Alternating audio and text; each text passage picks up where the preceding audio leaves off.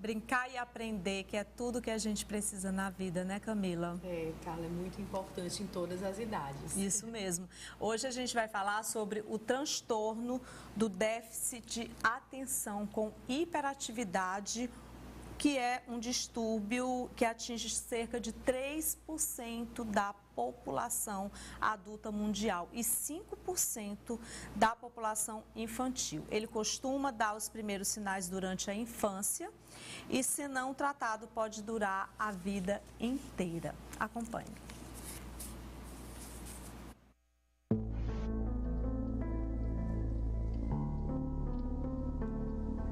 O TDAH, ou transtorno do déficit de atenção com hiperatividade, é um distúrbio neurobiológico crônico que se caracteriza pela desatenção, desassossego e pela impulsividade. Esses sinais podem se manifestar durante a infância e podem durar a vida toda se não forem devidamente reconhecidos ou tratados. O TDAH na infância, em geral, é associado a dificuldades na escola, no relacionamento com demais crianças, pais e professores. As crianças são tidas como avoadas, vivendo no mundo da lua, e geralmente estabanadas ou hiperativas.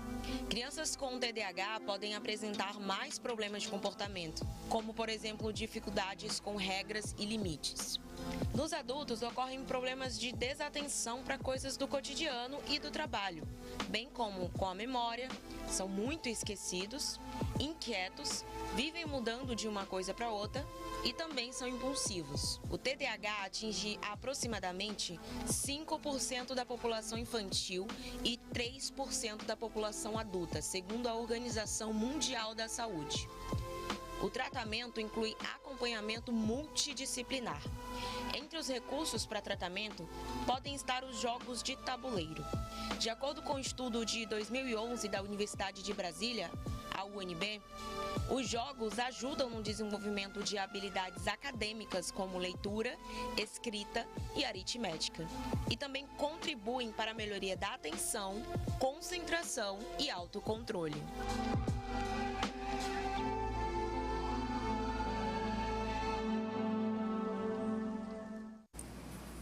E por via Zoom, Camila, hoje aqui a gente vai conversar com o psicólogo Luiz Augusto. Ele está com a gente aí via Zoom. Luiz Augusto, bom dia, seja bem-vindo aqui ao nosso programa. Bom dia, minha querida.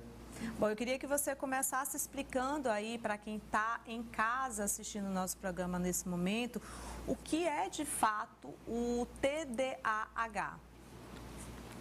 Perfeito, minha querida. Vamos lá. Primeiro de tudo, é um transtorno. Na seara da psicologia, transtorno é todo aquele contexto social, afetivo ou fisiológico que lhe afeta de forma disfuncional e lhe impede de fazer algumas das coisas que você precisa no dia a dia da vida. O TDAH, o transtorno de déficit de atenção e hiperatividade, comporta tanto os dois problemas conjuntamente, quanto cada um deles isolado. Isso é o básico da introdução. Até o momento, você tem alguma pergunta específica ou posso prosseguir? E quais são os sintomas mais comuns, tanto nas crianças quanto nos adultos? Perfeito. Dificuldade em manter foco, concentração e atenção em uma atividade. Dificuldade de desenvolvimento cognitivo. Geralmente tem um retardo no crescimento cognitivo e uma problematização para aprender coisas novas ou ensinamentos de escola, por exemplo. Mas aqui eu faço uma observação importante. As pessoas com TDAH, principalmente, mas todas as pessoas de uma forma geral, tendem a aprender com mais facilidade quando o aprendizado é divertido, é brincando. Uma técnica muito boa que vários professores, pedagogos e psicólogos utilizam é justamente transformar o aprendizado numa brincadeira.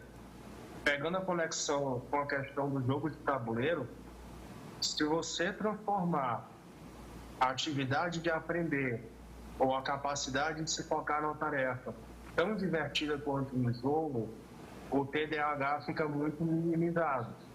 se não neutralizado. Observação importante: o TDAH, entre alguns psicólogos, é um diagnóstico bem discutível. Há alguns que entendem que é parte do desenvolvimento normal de algumas pessoas. Inclusive, a Camila está aqui comigo também e você falou sobre esses jogos, a importância de tudo isso, né, Camila? Isso. E eu acredito muito que desde que você abriu a brincar, você já pensava exatamente que aqui em Teresina, no nosso estado, a gente precisava mesmo ter uma empresa que nos desse todo esse suporte. Afinal de contas, são tantos jogos, são tantas brincadeiras lúdicas e era tão difícil a gente conseguir realmente encontrar e tem ajudado muito, né? Inclusive nos consultórios. Isso, Carla. São sempre brinquedos educativos que eles trabalham muito com a afetividade, né? É aquele brinquedo que nos remete, quando adultos, por exemplo, nos remete a brincadeiras que já fizemos na infância, então traz esse suporte afetivo, né, doutor? Então, quando a gente trabalha com os adultos, por exemplo, os adultos com TDAH, quando eles buscam brinquedos, são sempre brinquedos que lhes remetem a emoções, lhes remetem ao que viveram. Sim. E o que gostariam de estar brincando junto dos seus familiares hoje, junto dos seus filhos. Doutor Luiz, os jogos de tabuleiros, eles podem sim auxiliar principalmente ali na infância, né, como você mesmo falou, com esse processo de adquirir mais concentração e foco, né, mas para os adultos também. Tem inúmeras possibilidades, até porque também, doutor, eu gostaria muito que a gente falasse aqui no programa hoje, que o diagnóstico do TDAH, em muitos casos, e o que a gente mais está vendo hoje em dia, é que são feitos de formas tardiamente, né? Então, acaba sendo uma dificuldade muito grande, inclusive para o adulto, numa fase já adulta, ele saber que tem um TDAH e não foi tratado ali quando ele era uma criança. Certo, vamos lá, cara. Por etapas. O aprendizado é uma questão difícil, via de regra.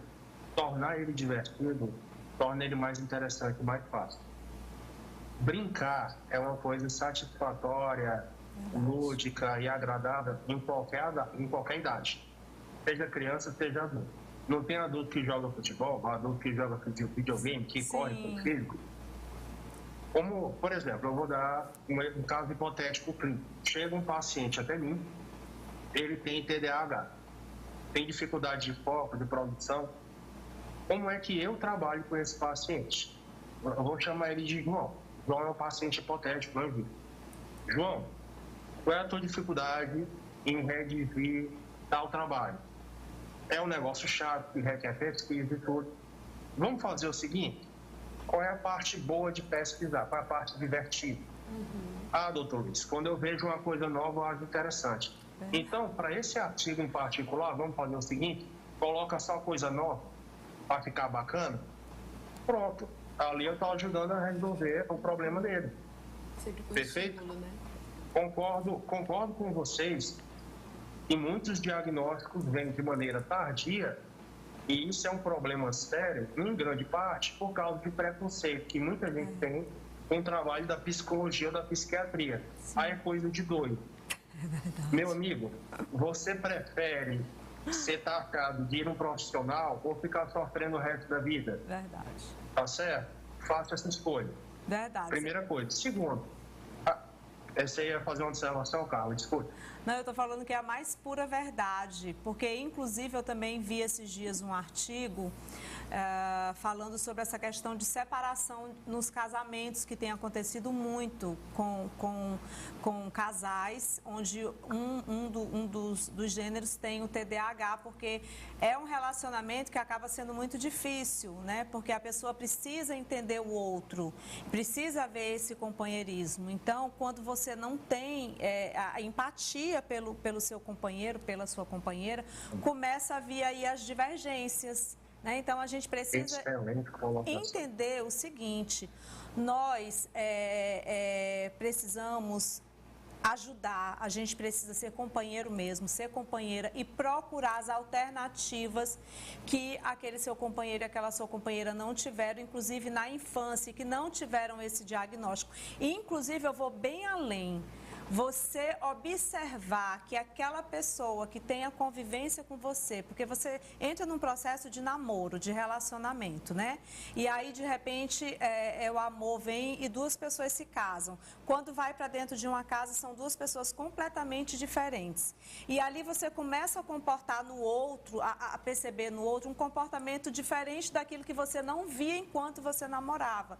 Então, é muito importante que nós tenhamos essa sensibilidade com os nossos parceiros, de identificar que ali pode haver algum sinal e procurar uma ajuda psicológica. E eu queria muito que você falasse com isso, porque foi algo que me chamou muita atenção.